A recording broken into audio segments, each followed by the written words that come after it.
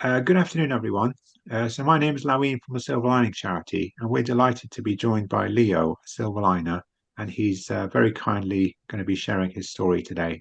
So we're ever so grateful, Leo, and Yeah, welcome to the charity. Thank you. pleasure. Thank you so much for having me. I really enjoy being a part, and yeah, I look forward to being more involved in the future. Be good. All right. So where do I start? So basically, I'm just gonna refer to my notes as I go along, so I don't forget anything. Because it was quite a while ago, so I can't remember all the dates, but I think I've written everything down anyway. So on the 13th of July, I was on my way home on my motorbike going through South London, and a lady, I think she went through a red light or a filter light and didn't see me, and yeah, she just plowed into the side of me. I went from what I've been told, I went 6 feet in the air and I landed on my head, and I was unconscious from that point onwards, and I was taken to King's College in Denmark Hill, where they had to do like a life saving kind of brain surgery to release some blood that was that was bleeding inside my brain. So they done that to save my life, and yeah, I was in a coma for about 4 weeks after that time. Um, so the only one sorry, uh, sorry, just at the time I was working as a lettings manager for Peabody Housing Association. So I used to be going up and down like London doing viewings and that kind of stuff, and I really liked my job at the time. So yeah, I was going back to hospital. So I was in the coma for about 3 weeks, and when I woke up, it was like I was so confused. It was like I was in a dream. Like I didn't know anything. I couldn't tell you where I was or what day it was or what hospital I was in. And yeah, I was really confused for probably I would say a good couple months after that point. Um, at the time when I was at Peabody Housing Association, I actually got into university. I don't have any real qualifications from school, but I got into university on work experience. I was really looking forward to doing that. And obviously, I had this accident, so I didn't end up going to university because I couldn't complete the course or even start the course. So that was a bit of a shame at the time. And when I had this accident, I lost my memory for a good probably a couple of years. And I was in a long-term relationship at the time. And when I woke up, I couldn't remember who my girlfriend was at the time. And a week after this accident happened, I booked a holiday to Ibiza to propose to my girlfriend. So I bought a ring, everything like that. I had it all at home. Um, so obviously I didn't remember any of this at the time. So it was a big shock. And when I was discharged, I went home and I was living with my girlfriend at the time. But the head injury completely changed me as a person. Like my mannerisms, like the things I like doing. I was a completely different person. I was really, really like I was like really kind of scared. And my girlfriend ended up leaving me at the time, which was really quite devastating. And yeah, well, it was really hard at the time to kind of kind of come to terms with everything that happened. And yeah, so she left, and so look, yeah, so she left, and I was obviously living by myself at the time. And yeah, I basically kind of stopped looking after myself. Like I don't know if it was a lot because of the head injury, and I just couldn't cope. So my mum kind of noticed that I wasn't taking care of myself properly. So then she took me home. So I went back to live with my mum, and I stayed at my mum's probably for about 2 years until I kind of got my kind of and I was working with like doctors and that kind of stuff, and they were giving me help. So I got to a stage where I kind of was able to kind of move back home. Um, so that was okay at the time. I was managing all right, and then I got medically retired at the end because obviously I couldn't go back to work because my injuries were so severe. And I got medically retired, and it kind of like just upset me so much.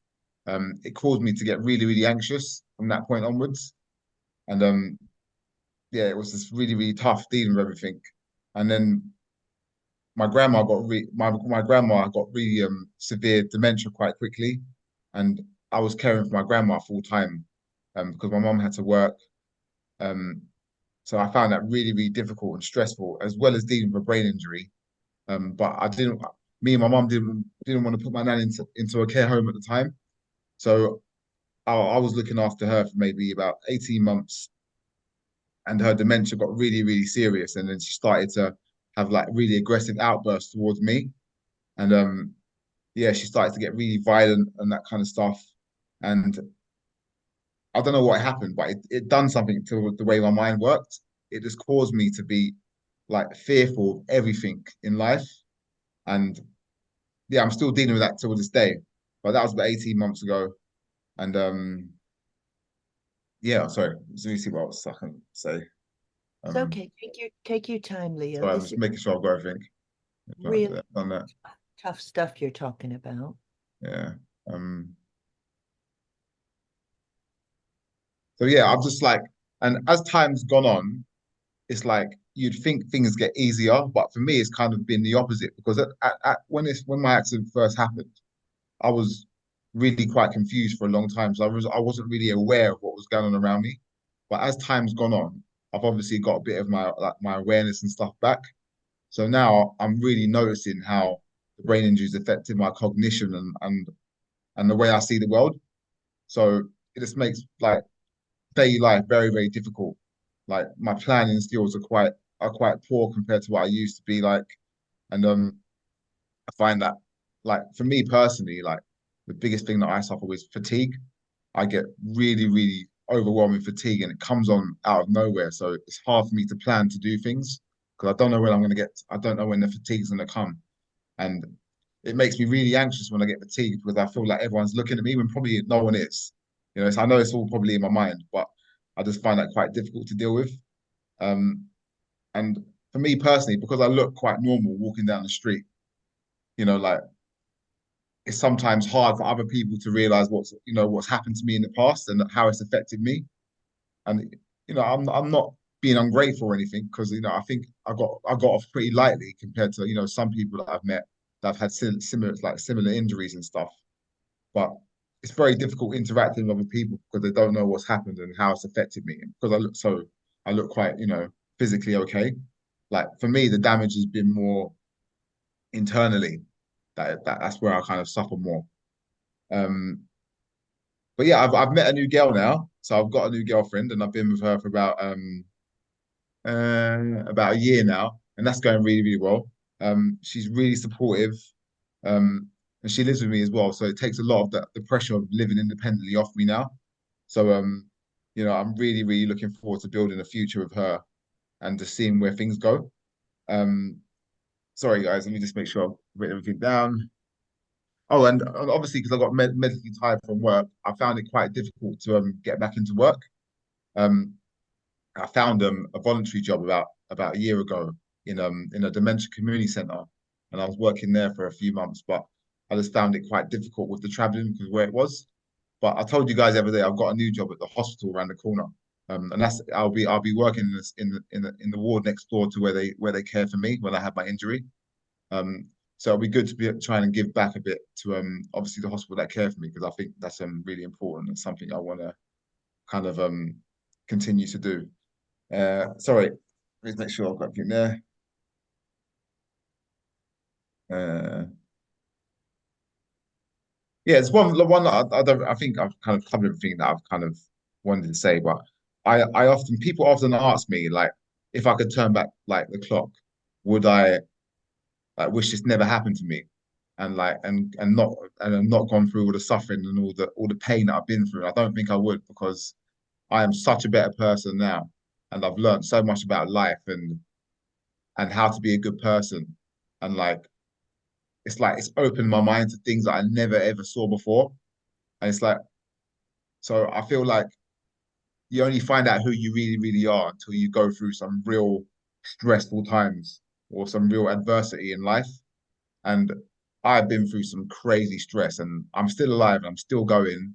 And I think I'm a 10 times better person for myself and for everyone else I meet in my life. And it's like I get signs that I'm going down the right path now because I just get random acts of kindness happen to me all the time. And I feel like it's a higher purpose that's been calling me to be doing this thing I'm doing now. So yeah, I'm happy where I am now. I think I've made, good recovery, but there's still a long way to go. and I'm happy I've just got good support around me. I've got a good family. I'm with you guys now as well, and I really appreciate everything that you guys do as well. And yeah, I'll just see where it goes. I'm trying not to put too much pressure on myself and just really trying to be a bit more kind to myself because I'm not normally kind to myself a lot of times. So I'm trying to practice that more now and just see where things go and don't put any pressure on myself. Yeah. I think that's about all I've got to say, really. What else Okay. to really say? Yeah. Well, Um, Thank you so much, Leo. I hope It that's was everything. I don't know if I missed anything that'd be important for you guys to say. I don't know. All I can say is, regardless of what everyone's going through, we're all more or less in the same kind of similar situations. And it's really important to remember that no one's ever alone. There's always people that are willing to support, regardless of what time of the day it is or when it may be. That's something I've learned for myself, and this experience has just made me a better person.